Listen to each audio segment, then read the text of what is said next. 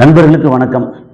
நம்ம கசாலி டீகோட்ஸ் இந்த சேனலில் வெறுமனே நம்ம உலக செய்தி, முக்கியமாக ஈரான் இஸ்ரேல் செய்தி இது ரெகுலராக கொடுத்துக்கிட்டு இருக்கோம். அதையும் தாண்டி அப்பப்போ நம்ம திரட்டக்கூடிய தகவலை வச்சு ஏதாவது நம்ம இந்த பார்வையாளர்கள் ஏதாவது பிஸ்னஸ் பண்ணலாமோ, ஏதாவது வேலைவாய்ப்பு இருக்குமோ அப்படிங்கிற மாதிரி ஒரு சில விஷயங்களையும் நம்ம பண்ணிகிட்டே இருக்கோம். இதுக்கு முன்னாடி துபாயில் கம்பெனி ஆரம்பிக்கிறத பற்றி, மேன்பவர் கம்பெனி, அதில் உள்ள ப்ளஸ் மைனஸு, அப்புறம் கார்டன் மெயின்டெனன்ஸு, அப்புறம் இந்த மாதிரி இது இருந்துச்சு நம்ம மஷ்ரூம் கல்ச்சர், இதை பற்றியெல்லாம் நம்ம பேசியிருந்தோம். அப்புறம் இங்கே உடுமலைப்பேட்டையிலேருந்து இது வாழைப்பழம் துபாய்க்கு அனுப்புகிற அப்புறம் ஒருத்தர் டீட்டெயிலில் கேட்டு அதையும் நம்ம போட்டிருந்தோம். மக்கள்கிட்டருந்து உண்மையிலேயே அது சம்மந்தப்பட்ட ஆர்வமுள்ள மக்கள்கிட்டருந்து ஒரு நல்ல விதமான ரெஸ்பான்ஸ் இருக்குது.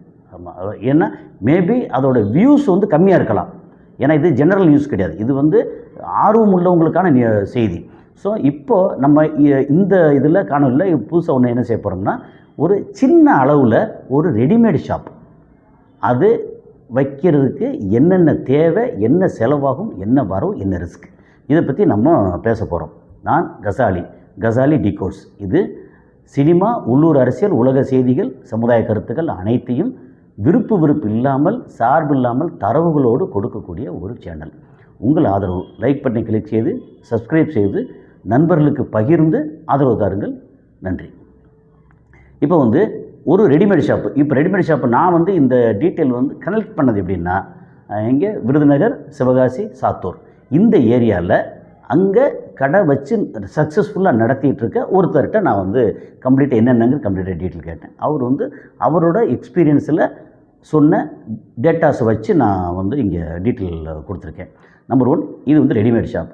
ரெடிமேட் ஷாப்னாலே ஒரு 10க்கு 10, ஒரு 10க்கு 12, அது இடத்தோட சைஸு, அல்லது 12க்கு 15, இல்லை 12க்கு 20, அது அதிகபட்சம் அந்த மாதிரி ஒரு ஷாப்பு. அந்த ஷாப்பு கம்பல்சரியாக ஒரு முட்டுச்சந்துக்குள்ளேயே எங்கேயும் முடுக்கில் இருக்கக்கூடாது. அது மக்கள் பார்வையில் படக்கூடிய, போகிற ரோட்டில் அப்படி போகும்போது வரும்போது போக்குவரத்து இருக்கக்கூடிய ரோட்டில் இந்த கடை இருக்கணும். அதுக்கான ஸ்டாக்கு குடோன் உள்ளுக்குள்ளே இருக்கலாம், பிரச்சனை இல்லை.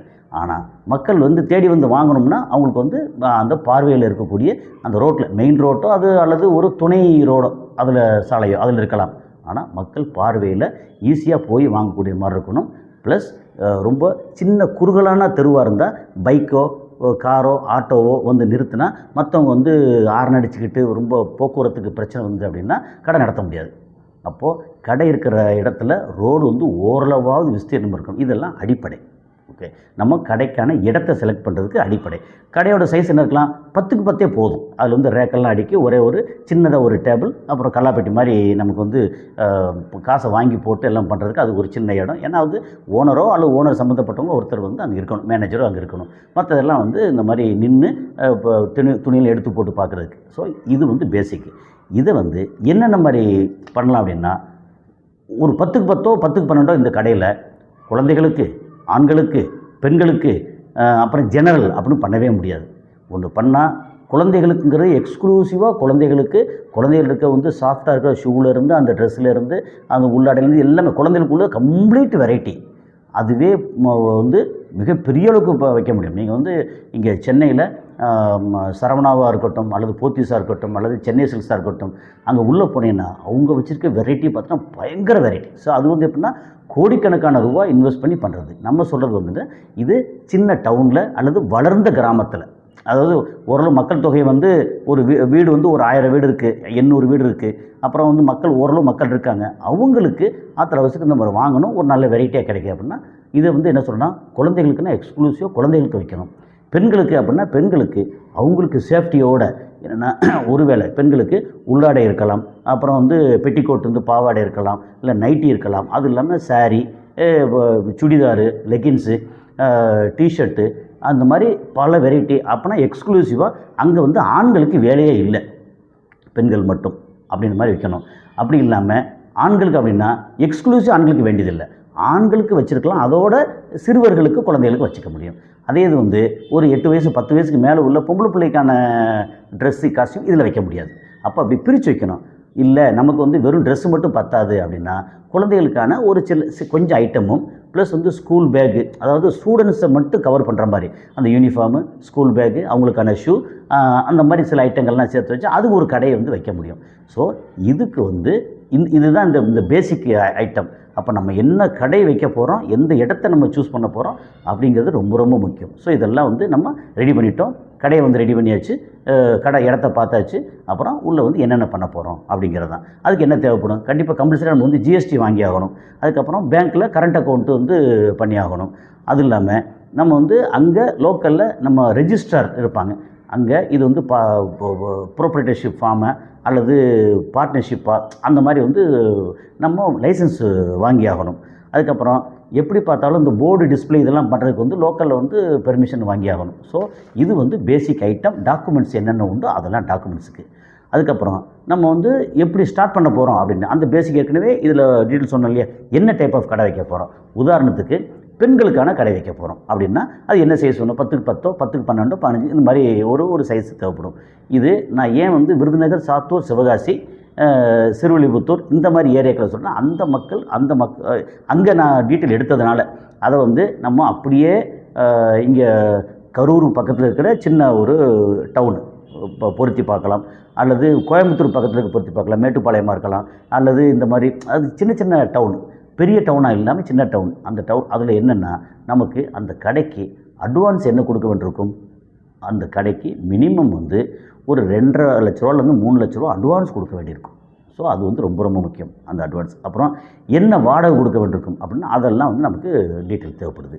அது போக நமக்கு என்னென்ன தேவைப்படும், இந்த கடை வந்து சைஸுக்கு ஒரு 10க்கு 15, 10 அடிக்கு 15 அடி, என்ட்ரன்ஸ் வந்து 10 அடி, டெப்த் வந்து 15 அடி அப்படின்னு எடுத்தாச்சு. அதை வந்து எப்படி நம்ம பண்ண போகிறோம், ஃபுல்லாக பின்னாடி ஃபுல்லாக ரேக்கு, அதுக்கப்புறம் வந்து டிஸ்பிளே பண்ணுறதுக்கு முன்னாடி நின்றுக்கிட்டு முன்னாடி சின்னதாக வந்து ஒரு பெஞ்சு, உயரத்தில் பெஞ்சு அதெல்லாம் போட்டு ஆட்கள் வந்து உட்காருக்கு முன்னாடி சேர். இப்போது 10 அடி அப்படின்னு வரும்போது இதில் ரேக்கு வந்து உதாரணத்துக்கு ஒரு 1.5 அடி வருது, இங்கே ஒரு 1.5 அடி 3 அடி போயிடுச்சு, அல்லது 1.7 அடி அப்படின்னா ஒரு 2 அடி போயிடுச்சு. அதுக்கப்புறம் நம்ம நிற்கிறதுக்கு ஒரு ஸ்பேஸு, அப்புறம் சின்ன டேபிள் அப்படின்னு 2 பக்கம் போட்டால் ஒரு பக்கம் போடுறதா அல்லது எல் மாதிரி போடுறதா அப்படின்னு அந்த ஸ்பேஸை பொறுத்து முடிவு பண்ணணும். இதெல்லாம் அங்கே இன்டீரியர் பண்ணுறவங்க வந்து கரெக்டாக பண்ணுவாங்களா. ஸோ அதனால் அதை அவங்கள வச்சு டிஸ்கஸ் பண்ண முடியும். இங்கேருந்து ஒரு எல் ஷேப்பில் பண்ணியாச்சுன்னா இந்த பக்கம் எம்டியாக இருக்கும். ஸோ இங்கேருந்து போகிறாங்க, இங்கே உட்காடுறாங்க, இதெல்லாம் பார்க்குறாங்க. அப்புறம் இந்த சைடில் வந்து இப்போ ஹேங்கரில் நிறையா தொங்க விட முடியும். இந்த மாதிரி ஒரு டிஸ்பிளே நம்ம என்ன வச்சுருக்க மேக்ஸிமம் ஐட்டங்கள் வந்து அங்கே டிஸ்பிளேயில் இருக்கணும். அப்போ சிலர் வந்து உதாரணத்துக்கு பெண்கள் ஐட்டத்தில் வந்து ஏதாவது நைட்டி எடுக்கணும்னு வருவாங்க, அங்கே பார்த்தோன்னே இல்லை இந்த சுடிதார் நல்லா இருக்கே, இந்த லெகின்ஸ் நல்லா இருக்கே, அல்லது இந்த சாரீ நல்லா இருக்கே அப்படின்னா அந்த டிஸ்பிளே ரொம்ப ரொம்ப முக்கியம். ஓகே, அதுக்கப்புறம் வந்து ரொம்ப முக்கியமாக இதெல்லாம் பண்ணது போக எம்டி இடம் எதாவது இருந்துச்சுன்னா, என்ட்ரன்ஸ் இதெல்லாம் இருந்துச்சுன்னா அதை வந்து ரொம்ப அட்ராக்டிவாக அதோட வால் கலரோ அதில் நம்ம பண்ணிகிட்ருக்க அந்த இன்டீரியர் வந்து ரொம்ப ரொம்ப முக்கியம். பார்த்தோன்னே பளிச்சுன்னு ஆஹா சூப்பர் அப்படின்னு வரணும். இடம் சிறுசாக இருக்கலாம், ஆனால் ரொம்ப அட்ராக்டிவாக இருக்கணும். அப்புறம் ரொம்ப முக்கியமாக தூசி இருக்கக்கூடாது. ஏன்னா வெளியில் வண்டி போகும் வரும், எப்போ பார்த்தாலும் தூசி வந்துக்கிட்டே இருக்கும். அந்த தூசி உள்ளே வராத அளவுக்கு அப்படி என்ன தான் நம்ம வந்து கிளாஸ் டோர் போட்டு எல்லாம் பண்ணாலும் உள்ளே தூசி திறந்து போகும்போது தூசி வரும். அந்த தூசியை கரெக்டாக தொடச்சிக்கிட்டே இருக்கணும், பளிச்சுட்டு இருக்கணும். அப்புறம் உள்ளே வந்து ஸ்மெல் வரக்கூடாது. அப்படிங்கிற மாதிரி சில விஷயங்கள் வந்து ஏன்னா மக்களை அட்ராக்ட் பண்ணுறது இந்த கடை நல்ல கடை அப்படின்ற ஒரு ஃபீல் வரணும். இந்த அடிப்படை குவாலிட்டி, ஏன்னா இதை ஏன் சொல்கிறேன்னா அங்கே இந்த மாதிரி சின்ன கடையோ என்ன மாதிரி இருந்தாலும் சரி, நல்ல சக்ஸஸ்ஃபுல்லாக பிஸ்னஸை ரன் பண்ணக்கூடிய இடங்களில் பார்த்திங்கன்னா இதெல்லாம் குவாலிட்டிஸ் இருக்கும். அந்த குவாலிட்டி சின்ன கடையிலும் கொண்டு வர முடியும். கொண்டு வந்தால் இது நல்லா இருக்கே அப்படின்னு. அப்புறம் விலை வந்து கண்டிப்பாக பெரிய கடையில் போட்டி போட முடியாது. நம்ம பஸ் ஏறி போயோ அல்லது வண்டியில் போயோ காரில் போயோ வெளியில் போய் நிறையா மொத்தமாக பர்ச்சேஸ் பண்ணிட்டு வர்றது வேறு விஷயம். அது இல்லாமல் அவசரத்துக்கு நமக்கு இங்கே நல்லா தான் இருக்குது பரவாயில்ல அப்படின்னு நம்ம வந்து இந்த கஸ்டமரை நம்ப வைக்கிற அளவுக்கு நம்ம எல்லா இதுலேயும் கொஞ்சம் செட்டப் இருக்கணும். அது போக ஃப்ளோர் இருக்குது அப்படின்னா அதில் வந்தால் ஸ்லிப் ஆகாத அளவுக்கு ஃப்ளோராக இருக்கணும். இதெல்லாம் நடக்கணும். அப்புறம் என்ட்ரன்ஸ் பார்க்கும்போது நம்ம கடைக்கு உள்ளே வந்து சூப்பராக பக்கா என்ட்ரன்ஸில் வந்து ஃபுல்லாக கிளாஸ் டோர் போட்டோம், ஷட்டர் இருக்குது, ஷட்டர் தூக்கி விட்டோம், எல்லாம் இருக்குது. என்ட்ரன்ஸில் பார்த்தா ஒரே மண் தூசி, இல்லை யாராவது இந்த பேப்பர் கப்பு இதை தூக்கி போட்டு பிளாஸ்டிக்கை போட்டு கண்டகரில் இருக்குது அப்படின்னா நம்ம டெய்லி நம்ம செலவுலையாவது நம்ம கடைக்கு முன்னாடி கம்ப்ளீட்டாக எல்லாத்தையும் க்ளீன் பண்ணி எடுத்து முடிஞ்சால் ரோடு தான் கொஞ்சம் முன்னப்பண்ண இருந்துச்சுன்னா நம்ம சிமெண்ட்டு போட்டு சிமெண்ட் போட்டு, ஏன்னா இதெல்லாம் வந்து எக்ஸ்ட்ரா செலவு இல்லை, சின்ன செலவு தான். ஆனால் மக்கள் வந்து பார்த்தோன்னா பளிச்சுட்டு தேடி வர அளவுக்கு இருக்கணும். அப்புறம் இந்த மாதிரி ஏதாவது வண்டி ஏதாவது நிறுத்தி போக்குவரத்துக்கு இடைஞ்சல் இல்லாமல் பண்ணுறதுக்கு அதுக்கெல்லாம் அரேஞ்ச் பண்ணி இது எல்லாம் கரெக்டாக பண்ணால் இந்த கடையோட பேசிக் குவாலிட்டி, இந்த தரம் இருக்கு இல்லையா, இது ரொம்ப ரொம்ப முக்கியம். அப்படி வந்துருச்சுன்னா அழகாக டெய்லி தண்ணி தெளித்து விட்டு, அது போக சம்மராக இருக்கா அங்கே வந்தால் வர்றவங்களுக்கு வெளியிலையோ உள்ள உள்ளுக்குள்ளேயோ நம்ம வந்து இந்த மாதிரி பானையில் தண்ணி வைக்கிறது, இந்த மாதிரி சில விஷயங்கள் வந்து அட்ராக்ட் பண்ணி வரும்போது ஆட்டோமேட்டிக்காக வந்து பார்த்தா இது இருக்கிறத வாங்கலாமே. அதாவது 10 பேர் வந்து சும்மா வெயிலுக்கு ஒதுங்குறவங்கள 2 பேர் வந்து நம்ம துணி வாங்கலாம் அப்படிங்கிற மாதிரி மக்களை வந்து வர வைக்கணும். அப்போ நம்ம இடம் என்ட்ரன்ஸு தூசி வடிஞ்சு அழுது வடிஞ்சு இல்லாமல் பளிச்சுன்னு பார்த்து அப்படி அழகாக அப்படியே கல்யாணத்துக்கு போகிற மணப்பெண்ணு மாதிரி டெய்லி இருக்கணும் அது அந்த கடை. அது வந்து ரொம்ப ரொம்ப முக்கியம் அப்படிங்கிறது இதோட ஆரம்ப ரெக்யூர்மெண்ட் இது. ஓகே, இப்போ வந்து நம்ம ஏதாவது ஒரு இந்த மாதிரி துணிகள் இது என்ன மாதிரி இருக்கட்டும். நம்ம வந்து இப்போ பெண்களுக்கான துணி சொல்லிட்டு இருக்கோமா, இது வந்து உதாரணம் தான். இப்போ குழந்தைகளுக்கும் தனித்தனியாக வச்சுக்கிறோம். ஸோ பெண்களுக்குன்ற உதாரணம் சொல்கிறோம். எந்த இது வாங்கினாலுமே நம்ம வந்து பெங்களூரில் வாங்கலாம் அல்லது திருப்பூரில் வாங்கலாம். திருப்பூரில், பெங்களூர் இல்லை குஜராத்தில், இந்த மாதிரி சில இடங்களில் வந்து சென்னையில் வந்து வாங்கலாம். இந்த மாதிரி பர்ச்சேஸ் பண்ணுறதுக்கு சில இடங்கள் இருக்குது. ஓகே, அந்த மாதிரி நீங்கள் வந்து விசாரித்து ஆட்டோமேட்டிக்காக ஆரம்பிக்கும் போது நீங்கள் விசாரித்தா தானே வந்து ஒரு இடத்துல முதல்ல வாங்கியிருப்பீங்க, அதை விட கொஞ்சம் விலை குறைவாக அதே தரத்தில் இன்னொரு இடத்துல கிடைக்குன்னு சொல்லுவாங்க. அங்கே போய் வாங்க ஆரம்பித்தோம்னா முதல்ல வந்து பணம் கட்டணும், அதுக்கப்புறம் வந்து கொஞ்சம் கடன் கொடுப்பாங்க. ஒருவேளை கடன் இல்லாமல் பணம் கட்டும்போது ரேட்டு கம்மியாக கொடுக்கலாம், ஏன்னா கேஷ் அண்ட் கேரி அப்படின்னு சொல்லுவாங்க இல்லையா, அதெல்லாம் இருக்கும். ஸோ இப்படி ஒரு பொருள் வாங்கிட்டு வரீங்கன்னா அந்த பொருளுக்கு நீங்கள் அதிகபட்ச மார்ஜின் என்ன வைக்கலாம். மார்ஜின் இது ப்ராஃபிட் இல்லை, மார்ஜின். அதாவது மார்ஜின் வேறு, நெட் ப்ராஃபிட் வேறு, மார்ஜின் வேறு. நீங்கள் வந்து 100 ரூபாய்க்கு ஒரு பொருளை வாங்கிட்டு வரீங்கன்னா அதிகபட்சம் 130 ரூபாய்க்கு விற்கலாம். அப்புறம் காம்படிஷன் ரொம்ப ஜாஸ்தியாக இருக்குது, பக்கத்தில் வேறு கடை இருக்குது, இல்லை இன்னும் ரொம்ப பெரிய கடை இருக்குது. அந்த கடையின் மீறி நம்ம கடைக்கு வரணும் அப்படின்னா ஒன்று தரம், அப்புறம் நம்ம எப்படி கவனிக்கிறோமோ கவனிப்பு, அது போக இந்த மாதிரி ரேட்டு, ப்ரைஸ் ரொம்ப ரொம்ப முக்கியம். ஸோ நம்ம வந்து அதிகபட்சம் 30% வைக்கலாம். ஸோ இந்த மாதிரி 30% வைக்கிறதுக்கு நம்ம இப்போ பக்கத்தில் ஒருத்தர் தூரத்தில் போய் குஜராத்தில் போய் ஒரு பொருளை 100 ரூபா பொருளை 80 ரூபாய்க்கு வாங்கிட்டு வந்து அவர் 110 ரூபாய்க்கு விற்பார். நம்ம இங்கே சென்னையிலையோ இல்லை பக்கத்துலேயே இங்கே வந்து உதாரணத்துக்கு விருந்தினருக்கான மதுரையில் போய் அதை 110 ரூபாய்க்கு வாங்கிட்டு வந்தால் நம்ம 140 ரூபாய்க்கு விற்றோம்னா நமக்கு கட்டுப்படி ஆகாது. ஸோ நமக்கு வந்து பர்ச்சேஸ் வந்து எங்கே பண்ணணும் என்ன பண்ணணுங்கிறது ரொம்ப முக்கியம். மார்ஜின் அதிகபட்சம் 30% வைக்கலாம் அப்படிங்கிறது தான் இதில் இருக்கக்கூடிய சிச்சுவேஷன். ஓகே, இப்போ வந்து நம்ம செலவு ஒன்று இருக்குது. ஆக்சுவலாக என்னென்ன செலவு அப்படின்னு சொல்லி பார்த்தோம்னா, அட்வான்ஸ் கொடுக்கணும், அதுக்கப்புறம் வந்து ரெண்ட் வந்து மாதம் ஒரு 15,000 இல்லை அதிகபட்சம் வந்து 20,000 ரூபா கொடுக்கணும். இப்போது ஷாப்போட அட்வான்ஸ் வந்து 2.5 லட்சம் இல்லை 3 லட்சம். நம்ம என்ன செய்வோம், ஒரு கணக்குக்காக அதிகபட்சம், ஏன்னா சில இடங்களில் வந்து ரோடு அகலமாகிடுச்சா ஒரு 3 லட்சம் அட்வான்ஸ் கொடுக்க மாட்டோம்னு வச்சுங்களேன். 3 லட்சம் அட்வான்ஸ். அப்புறம் உள்ளே வந்து டெக்கரேஷன், ரேக்கு, இதெல்லாம் பண்ணுறதுக்கு அப்ராக்சிமேட்டாக ஒரு 1 லட்ச ரூபா, ஒரு 80,000 ரூபாயிலேருந்து 1 லட்ச ரூபா மினிமம் அது செலவாகும். ஸோ 1 லட்ச ரூபா அது. அப்புறம் ஷாப் ரெண்ட் வந்து 15,000 ரூபாயிலேருந்து 20,000 ரூபா வரைக்கும் நம்ம மேக்ஸிமம் எடுத்துக்கோமே. 20,000 ரூபா மாதம் வந்து வாடகை. ஒரு வருஷம் அந்த வாடகை 2,40,000 கட்டியே ஆகணும்.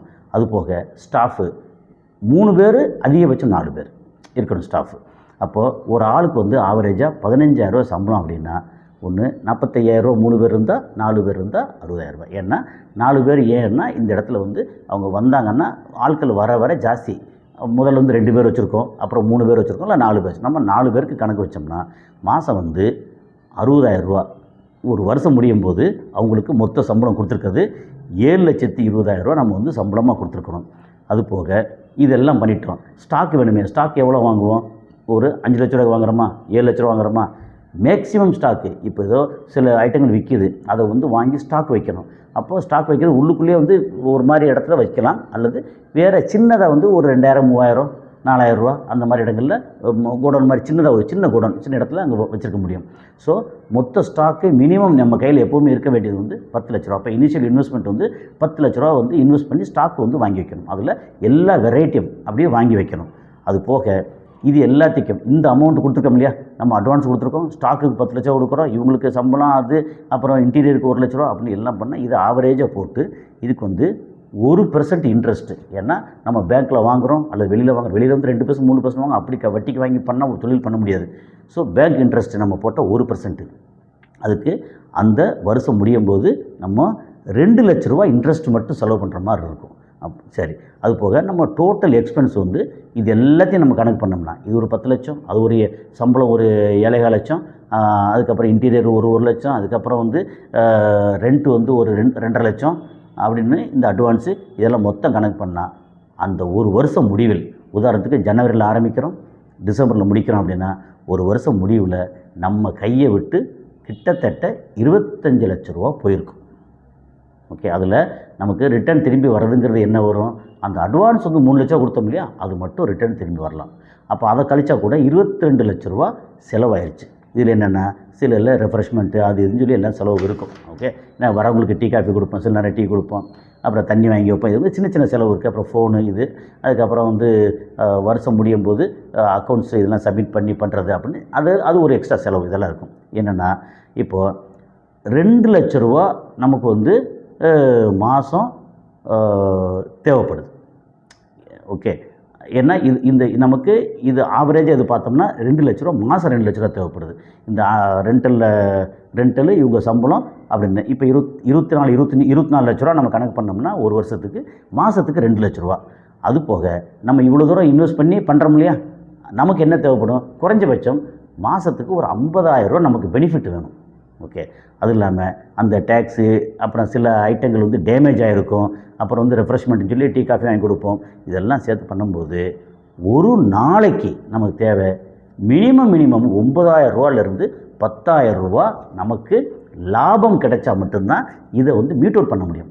இப்போது நமக்கு வந்து ஒரு நாளைக்கு வந்து 10,000 ரூபா கிடைக்கிது அப்படின்னா நமக்கு அந்த மந்த் எண்டு முடியும் போது இன்வெஸ்ட்மெண்ட்டில் சம்பளங்களும் கொடுத்துருப்போம், நமக்கு கிடைச்சிருக்கிறது 50,000 ரூபா அந்த லாபம் கிடச்சிருக்கும்.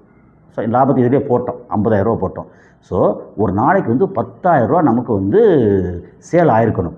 அப்போது மினிமம் ஒரு நாளைக்கு இப்போ 10,000 ரூபா நமக்கு வேணும் அப்படின்னா 30% மார்ஜின் போட்டோம் அப்படின்னு சொல்லியாச்சுன்னா ஒரு நாளைக்கு 35,000 ரூபாய்க்கு நம்ம சேல் பண்ணால் மட்டும்தான் நமக்கான மார்ஜின் 10,000 ரூபாய் கிடைக்கும்.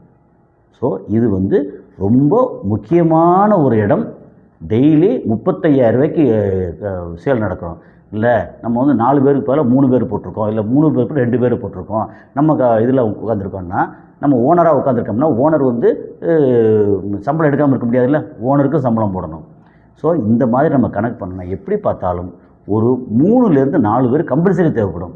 அப்போது 10,000 ரூபாய் பதிலாக 8,000 ரூபா வந்து செலவு இருக்கும் டெய்லி. ஏன்னா கடைக்கு அட்வான்ஸ் வந்து கொடுத்தாலும் எல்லாம் பண்ணி ஆகணும். ஸோ இந்த மாதிரி ஒரு சூழலில் நம்ம ஒரு கடையை ஆரம்பிக்க போகிறோமா, கையில் வந்து ஒரு 15 லட்ச ரூபா கையில் இருக்குது, சரி இதை வச்சு நம்ம கடை ஆரம்பிக்கலாம்னா ஆரம்பிக்கலாம். ஆனால் இது வந்து ரொட்டேஷனில் இந்த பணம் வந்துக்கிட்டே இருக்க கையிலேருந்து மொத்தமாக போயிடுச்சா, இப்போ இன்றைக்கி பண்ண சேல்ஸு நாளைக்கு பண்ண சேல்ஸு கடன் கொடுக்க மாட்டோம். பொதுவாக இந்த இடத்துல ரொம்ப வேண்டப்பட்டு வேறு வழி இல்லாமல் கொஞ்சம் போல் கடன் கொடுக்க சரி, பொதுவாக ரெடிமேட் ஷாப்பில் கடன் கொடுக்கறது இல்லை. அப்போ கடன் இல்லாமல் நம்ம வந்து விற்றுக்கிட்டு இருக்கோம். இன்றைக்கி வந்து ஆரம்பத்தில் 2,000 ரூபா விற்கிது, அடுத்து 3,000 ரூபா, 5,000 ரூபா, அப்புறம் ஒரு நாளைக்கு 10,000 விற்கிது. நம்ம குவாலிட்டியை பார்த்துட்டு நம்ம வந்து 20,000 விற்கிது, 25,000 விற்கிதுன்னா 6 மாதத்துலேயே நமக்கு வந்து பரவாயில்லன்னு வந்துடணும். 30,000 சேல்ஸ் வந்துடணும். அதுக்கப்புறம் வந்து இந்த மாதிரி ஸ்டாக்கு, சில ஸ்டாக்கு வந்து நம்ம வாங்கியிருக்கிறதுல ஒரு 10% ஸ்டாக்கு பழசாயிரும். ஓகே, அதை வந்து தள்ளணும். அப்போ என்ன செய்வோம், 100 ரூபாய்க்கு பொருள் வாங்கி அந்த பொருளை வந்து 70 ரூபாய்க்கு டிஸ்கவுண்ட் சேல்னு விற்போம். 130 ரூபாய்க்கு விற்கிறப்பல 70 ரூபாய்க்கு விற்போம். அப்படி விற்கும்போது ஆட்டோமேட்டிக்காக வந்து மக்கள் வந்து பரவாயில்லையா அப்படின்னு வாங்க வருவாங்க. அப்போ என்ன, அதுக்கு விளம்பரம் போடணும். அதை சுற்றியே வந்து ஒரு சிங்கிள் சீட்டு போஸ்ட்ரு அது இதெல்லாம் ஒட்டணும். அப்புறம் ஆன்லைனில் என்னென்ன உண்டோ மக்கள் வர்ற மக்கள்கிட்ட நம்பர் வாங்கியிருந்தோம்னா அவங்களுக்கு வந்து வாட்ஸ்அப் பண்ணுறதோ இந்த வேலையும் பார்க்கணும். அப்படி பண்ணும்போது இப்போ உதாரணத்துக்கு நைட்டி வந்து 400 ரூபா நைட்டி நம்ம 200 ரூபாய்க்கு தர்றோம், 200 ரூபா ஒரு ட்ரெஸ்ஸு நம்ம 100 ரூபாய்க்கு தர்றோம், அல்லது ஒரு சாரீ எடுத்தால் இந்த ஒரு ஐட்டம் வந்து ஃப்ரீ அப்படின்னு சொல்கிறோம். இது எல்லாமே வந்து சேல்ஸில் இதை ப்ரொமோட் பண்ணுறது. அது வந்து எப்படின்னா வாங்கியிருக்கோம், அது சும்மா வச்சுருந்தாலும் வீணாக போயிடும். அப்போ இதோட சேர்த்து விட்டு நம்ம வந்து ஒரு மாடு வாங்கினா ஒரு கன்றுக்குட்டி இலவசம் சொல்கிற மாதிரி இதெல்லாம் பண்ணும்போது நமக்கான சேல்ஸ் நல்லாயிருக்கும். இது என்ன ரிஸ்க்கு அப்படின்னா, நம்ம வந்து முதல் மாதம் டெய்லி 35,000 30,000 ரூபா சேல்ஸ் நடக்கலை அப்படின்னா அப்படியே வந்து இந்த நஷ்டம் வந்து கேரி ஓவர் ஆகி ஒரு மாதம் முடியும் போது, ஒரு வருஷம் முடியும் போது நமக்கு கையிலிருந்து ஒரு 10 லட்ச ரூபா நஷ்டத்தில் நிற்கலாம். அந்த மாதிரி நேரத்தில் நம்மளால் பணத்தை ஏற்பாடு பண்ணி அதை இன்னும் கண்டினியூ பண்ணுறதுக்கு நம்மளால் முடியணும். அப்படி இல்லைன்னா நஷ்டம் போயிடுச்சுன்னா 4 பேர் பேர் 3 பேராகும், 3 பேர் 2 பேராகும், நம்மளே உட்காந்துருப்போம். அப்புறம் துடைக்க மாட்டோம், தூசியாக இருக்கும், ஒன்றும் கண்டுக்க மாட்டோம், ஒன்றும் வரலப்பா, அப்படி நெகட்டிவ் போயிடும். அப்படி இல்லாமல் எதுவாக இருந்தாலும் எந்த தொழிலாக இருந்தாலும் முனைப்போடு இறங்கி பண்ணால் உண்மையிலே நல்ல விதமாக பண்ண முடியும். ஸோ அடுத்து வேறு தொழில்கள் நிறையா வந்து நான் டீட்டெயில் எடுத்துக்கிட்டு இருக்கேன். என்னென்ன வேறு தொழில் இருக்கோ அதெல்லாம் முடிஞ்ச அளவுக்கு நான் வந்து கன்வே பண்ணுறேன். நன்றி.